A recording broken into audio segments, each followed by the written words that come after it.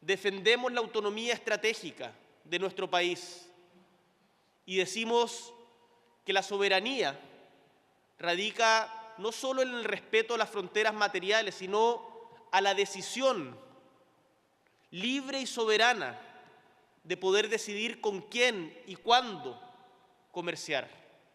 Porque el comercio es el encuentro entre pueblos y nosotros queremos encontrarnos con todos los pueblos, no tener que optar por uno u otro por imposición. Tenemos la convicción que es el momento propicio para dar un salto de calidad en la vinculación económica con China. China toca a las puertas de América Latina y los países latinoamericanos parecen muy dispuestos a abrir esas puertas. Ese al menos es el mensaje que parece salir del reciente foro entre China y la Comunidad de Estados Latinoamericanos y Caribeños, la CELAC, celebrado estos días en Pekín. Entre los asistentes estaban el presidente brasileño Luis Ignacio Lula da Silva, el chileno Gabriel Boric, a quien acabamos de ver en pantalla, o el colombiano Gustavo Petro. Toda una señal de los tiempos, ya que la influencia china no deja de crecer en América Latina. Colombia se ha convertido en el último país de la región en unirse a las llamadas rutas de la seda. Se trata de una ambiciosa iniciativa comercial china para construir infraestructuras en todo el mundo, pero también de un proyecto geopolítico, sobre todo por la pugna con Estados Unidos por la hegemonía mundial. Y de todos esos temas, en parte de la paradoja de que la China comunista se esté convirtiendo estos días en el mayor defensor del libre comercio mundial y de esa ofensiva de Pekín para asentarse en una región conocida alguna vez como el patio trasero de Estados Unidos, queremos hablar aquí con nuestros invitados de hoy, que son Vicente Albornoz, decano de Economía de la Universidad de las Américas en Quito, que se ha tomado la molestia de levantarse tan temprano para hablar con nosotros, y con el periodista Jaime Santirso, que ha seguido este foro entre China y la CELAC directamente en Pekín.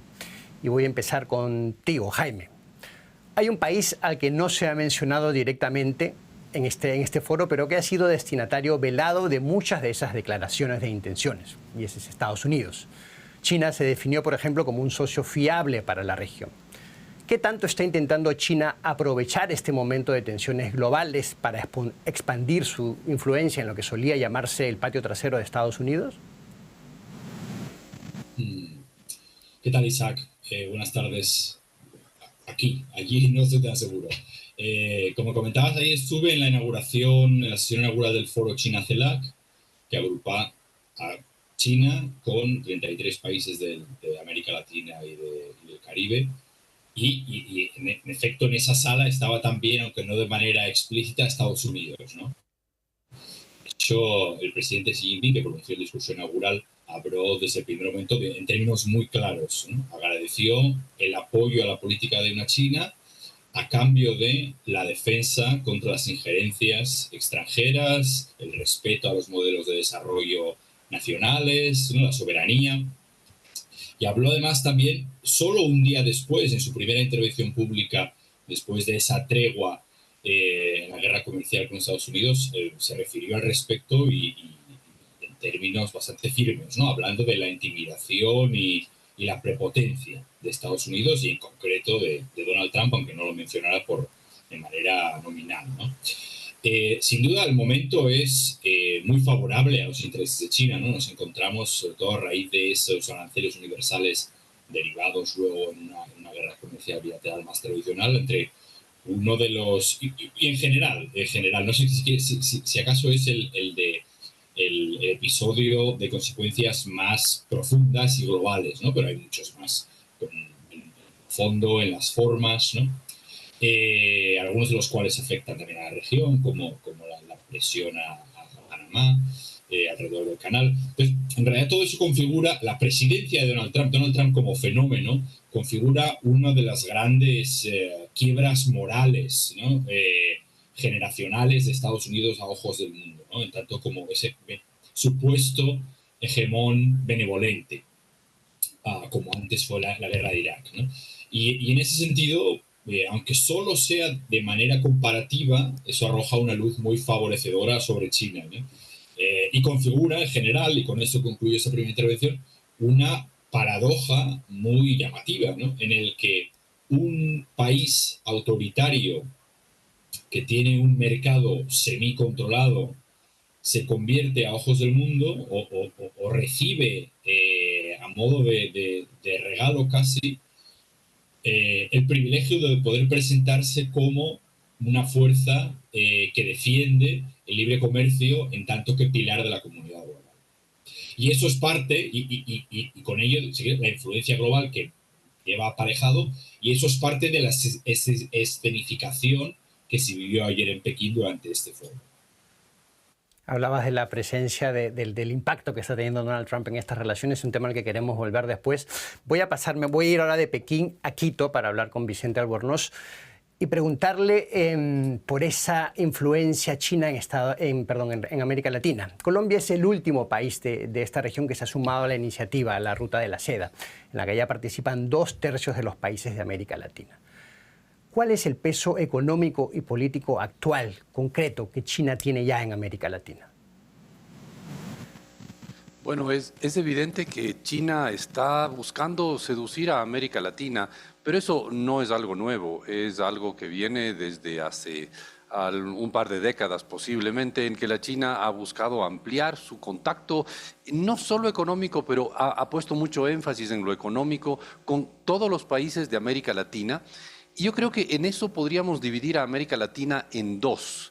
La América del Sur, es decir, Colombia, Venezuela y todos los países que quedamos al sur, que se ha conectado bastante más con China y ha reducido un poco su conexión con Estados Unidos, y América Central, Caribe y América del Norte, que bueno, es México, la América Latina del Norte, que sigue con mucho más vinculación con Estados Unidos. Entonces, América del Sur ha reducido su, si podríamos decir, dependencia, contacto, relación muy cercana con Estados Unidos, y para muchos países de América del Sur, el principal destino de sus exportaciones es la China.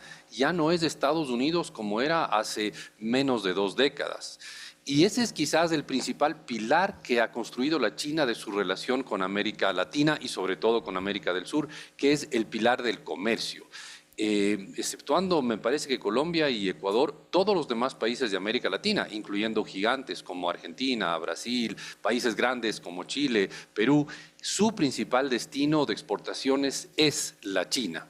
En el caso de Colombia y Ecuador es el segundo destino, y además acercándose a lo que es Estados Unidos como principal destino de las exportaciones. Entonces, primera cosa que ha hecho la China, ha sido un gran comprador para América Latina.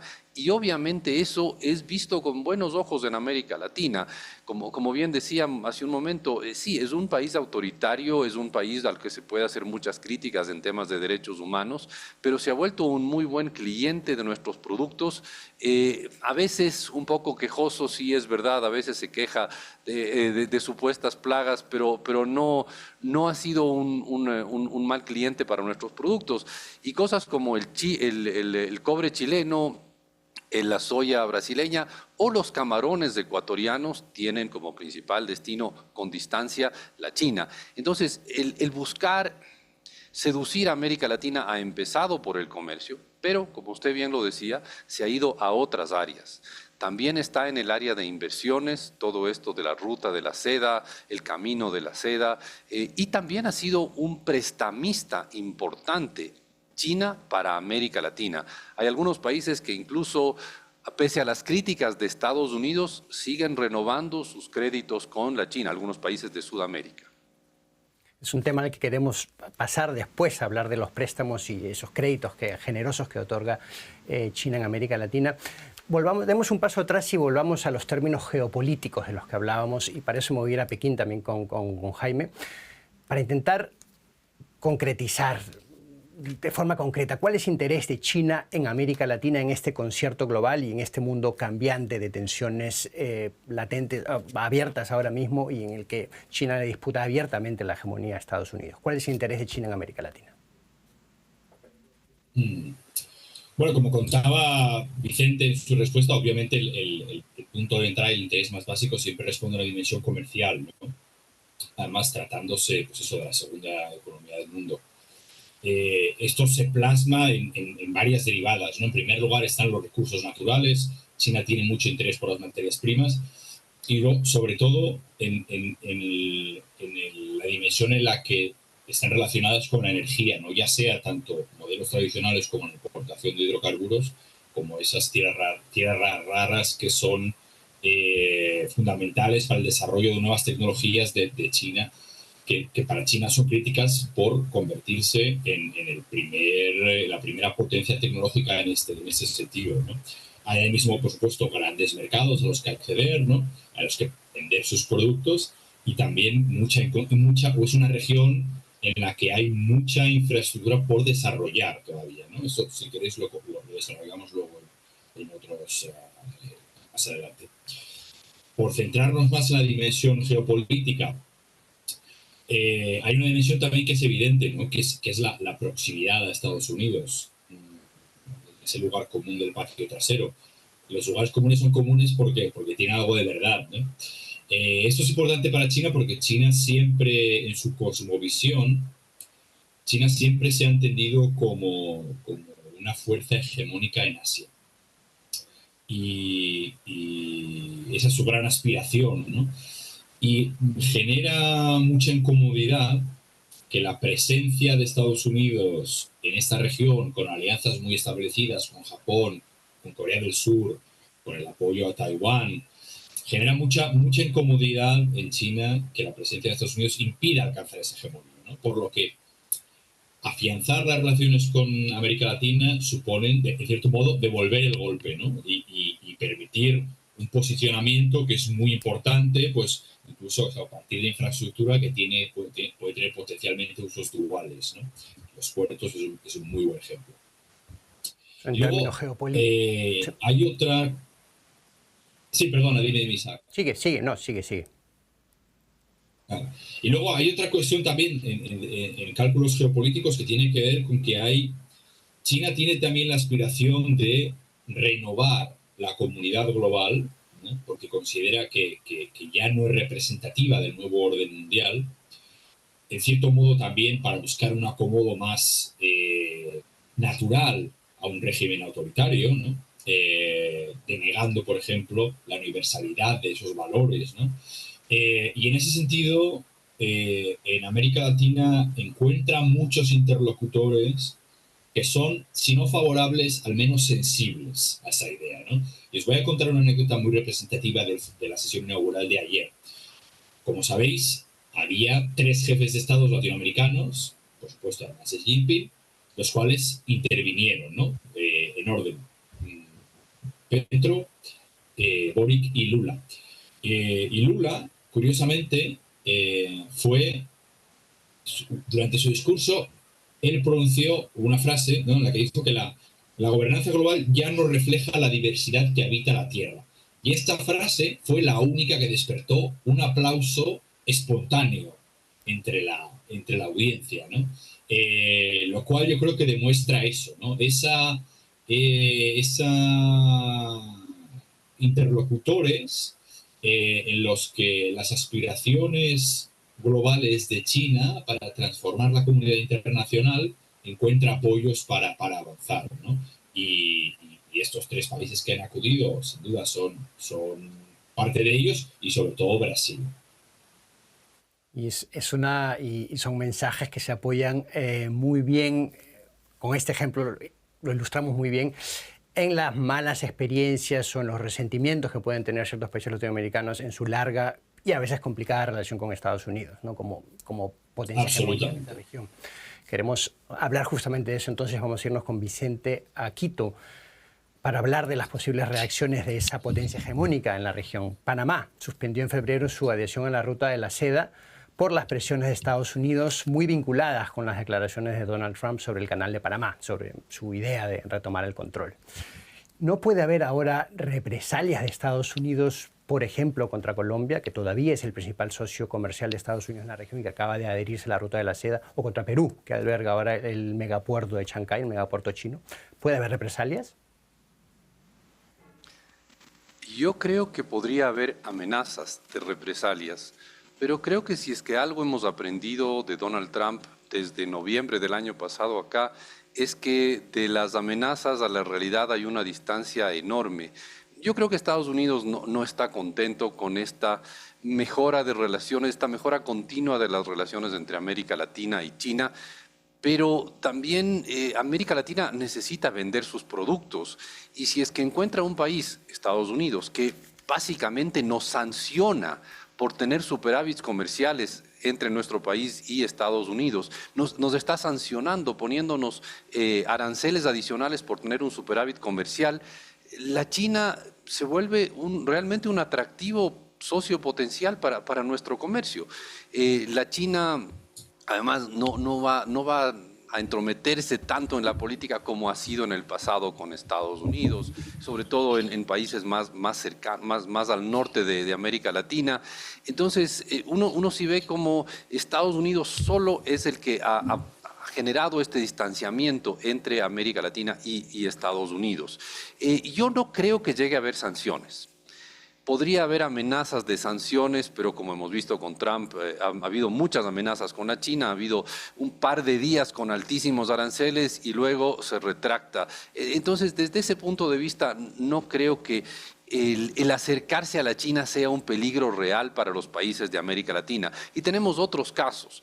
Por ejemplo, Argentina hace poco renovó un préstamo muy grande. Milei, que es de los más críticos con la China en América Latina, renovó un préstamo muy grande, un crédito chino a la Argentina fue renovado hace muy poco, a pesar de las críticas de Estados Unidos. Entonces, no hay algo que haya llegado a una cosa concreta. O la Argentina mismo tiene una estación de rastreo satelital, algo así, china, en el sur de Argentina, que se mantiene sin ningún problema, a pesar de que ha habido alguna crítica de Estados Unidos sobre que eso podría significar un peligro en temas más militares, digamos, y no ha habido ningún cambio. Claro, también ha habido momentos en los que Estados Unidos sí ha logrado bloquear una mayor relación con la China. Por ejemplo, se iba a poner una especie de estación de rastreo satelital en Chile, una cosa entre una universidad privada chilena y un brazo de las Fuerzas Armadas chinas, y al final parece que eso se congeló. Curiosamente, en la Argentina, gobernada por Milei, que es tan crítico con la China y tan cercano a Estados Unidos, se mantiene, mientras que en el Chile de Boric más bien se ha frenado la creación de este sitio de rastreo satelital que podría tener simplemente objetivos científicos, pero podría quizás ser utilizado para temas de seguridad. Yo no veo que el Perú haya tenido algún tipo de sanción por el puerto de Chancay. Y el puerto de Chancay es claramente un puerto gigantesco diseñado para manejar un gran número de containers.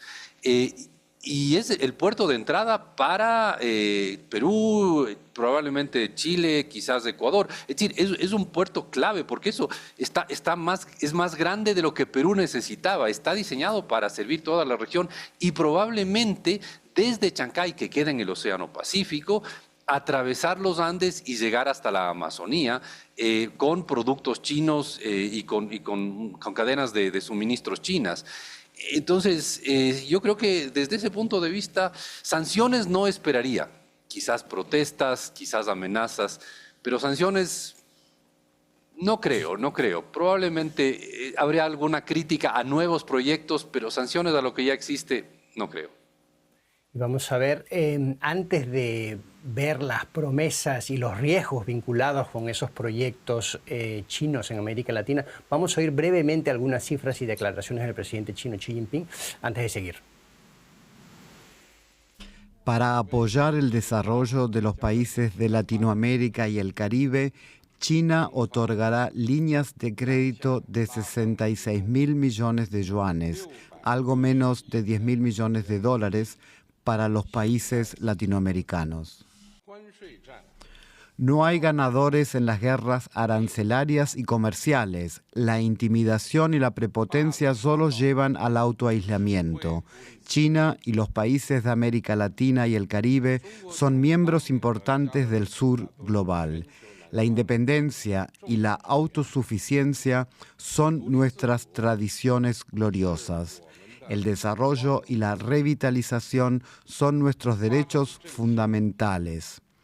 La equidad y la justicia son nuestros objetivos comunes.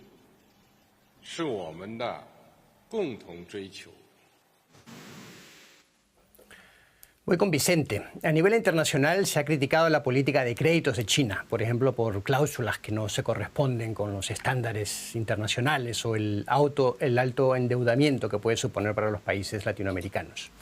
¿Cuáles son los riesgos de esos créditos desde su punto de vista para los países receptores en América Latina? A ver, esos créditos no son muy generosos. Me parece que usted hace un momento dijo que los generosos préstamos chinos, generosos en volumen, más no generosos en términos, tienden a ser medianamente caros. Suelen ser un poco más caros que los préstamos que se podría obtener en el Fondo Monetario, en el Banco Mundial, en los multilaterales. Pueden ser más o menos al nivel de lo que se conseguiría en el mercado financiero internacional, pero los países que han recibido esos préstamos típicamente no tienen tanto acceso al mercado financiero internacional. Me refiero sobre todo a Venezuela y en algo a Ecuador, que ha habido momentos en que no tenía acceso a mercados internacionales y la China sí estuvo ahí para prestarnos dinero. Luego, son préstamos a ratos no muy transparentes. Ecuador concretamente tuvo una serie de préstamos que eran una mezcla de crédito con precompra de petróleo crudo. No eran nada transparentes, tanto que el Tribunal de Cuentas ecuatorianos, la Contraloría, prohibió que haya nuevos créditos de ese estilo porque uno no sabía cuánto era crédito, cuánto era tasa de interés y cuánto era compromiso de venta de petróleo. Es decir, el riesgo que se enfrenta es acceder a préstamos poco transparentes. Claro, son préstamos que no vienen con ningún tipo de condicionalidad. Un préstamo del Fondo Monetario que puede ser a plazos mucho más largos, a tasas de interés bastante más bajas, va a venir con algún tipo de condicionalidad, de equilibrar las cuentas fiscales, probablemente pueda venir hasta con algún tipo de condicionalidad en temas ecológicos. Eso no va a ocurrir con la China, los préstamos vienen a cambio de nada. Claro, a cambio de nada estoy simplificando al extremo porque muchas veces los préstamos vienen a cambio de la contratación de empresas chinas para la construcción de obras que se financian con los préstamos chinos. Entonces, no son tan transparentes ni tan fáciles de discernir esos préstamos. Siempre están atados a algún otro tipo de condiciones, ya sea la construcción de una represa hidroeléctrica por una empresa china que viene con un préstamo chino, o puede ser que tenga algún tema de venta de petróleo, cosas por el estilo. Pero definitivamente en momentos de gran emergencia, esos préstamos han estado ahí, cuando otros no estaban disponibles. Se nos está acabando el tiempo, así que voy a acabar con una pregunta para Jaime. Otra de las críticas que se le hacen a China es por el posible impacto ambiental y social, por ejemplo, en las comunidades rurales, de estas inversiones, de estos proyectos. ¿Cómo responde China a esas críticas? Bueno, yo creo que la gran respuesta a esa pregunta está desde la perspectiva de China, el ejemplo propio, ¿no? China es un país que, sobre todo en las zonas urbanas más desarrolladas, ha logrado mejorar desde una perspectiva técnica de una manera muy evidente en las circunstancias medioambientales, ¿no? Porque se han convertido en una prioridad gubernamental. Y al mismo tiempo ha sido capaz de desarrollar una industria de renovables en tiempo récord, ¿no? Tanto, digamos, en sus aplicaciones más relacionadas con la energía, como luego en sus traslaciones prácticas, ¿no? Ya sean, por ejemplo, los coches eléctricos. Sin embargo, o sea, sí que es verdad que más allá de eso, de puertas hacia afuera, las iniciativas o los proyectos chinos no son proyectos que tengan en cuenta en gran medida esas implicaciones de su actividad, ¿no? Por lo que en gran medida corresponde a los gobiernos y a la sociedad civil de los países en cuestión, pues articular demandas coherentes para que estas cuestiones se tengan en cuenta. Comentabas antes un punto importante, ¿no? Que es cómo esa predisposición de países de América Latina, algunos más que otros, a prestar oídos a las tentativas revisionistas de China en la comunidad global, tienen mucho que ver con su experiencia traumática en relación con Estados Unidos, ¿no? Es algo que juega a su favor. Yo creo que también es importante que tener en cuenta y adoptar una postura cautelosa antes de echarse en manos de la potencia emergente, porque también tiene sus riesgos, ¿no? Pues hablaba, por ejemplo, Vicente de la condicionalidad de los préstamos. Quizá no es una condicionalidad reformista, ¿no? O plasmada de una manera transparente, pero sí que tiene una condicionalidad, ¿no? Hablaba, de hecho, en la presentación, en el discurso inaugural de Xi Jinping, lo decía muy claro, el apoyo a una China, ¿no? que es uno de los pilares de política exterior de China, pero la idea de unirse con Taiwán, ¿no? Simplemente para completarlo, la idea de, exacto, sí. recuperar Exacto, Taiwán para el territorio chino. Un reconocimiento diplomático de Taiwán, ¿no? O sea que la contraposición no es explícita, pero aún siendo implícita es muy clara, ¿no? Que es una lealtad a las prioridades chinas. Y eso es algo, y no solo eso, sino también la independencia económica, comercial, es algo que China en los últimos años de manera reiterada ha mostrado su predisposición a emplear como armas y eso sirve a sus intereses, ¿no? Por lo que yo creo que nos encontramos en un periodo de una transición de poder, ¿no? Pero que, digamos que las malas experiencias del pasado no deberían nublar el juicio, sino lo contrario, ¿no? Aumentar la complejidad de los factores que se tienen en cuenta. Y yo creo que, bueno, pues que el foro celebrado ayer y la presencia menos reducida de jefes de Estado que en otras ocasiones, también es importante decirlo, es un buen ejemplo de que China tiene una apuesta, una buena demostración de que China tiene una apuesta, digamos, firme por aprovechar los espacios de los que Estados Unidos se retira. Y eso creo que tu intervención final demostraba también un poco, así como la de Vicente antes, los riesgos con los que puede estar asociada esa creciente presencia china en América Latina. Seguro que muchas oportunidades, pero también riesgos. Y es un tema que seguro vamos a seguir también aquí en este formato de Deutsche Welle, en Actualidad en Análisis. Y seguro que contaremos con ustedes dos en alguna ocasión futura también. Les agradezco por hoy. La participación ha sido muy interesante. Muchas gracias a Vicente Albornoz en Quito y a Jaime Santirso en Pekín. Hasta la próxima. Hasta la próxima, gracias.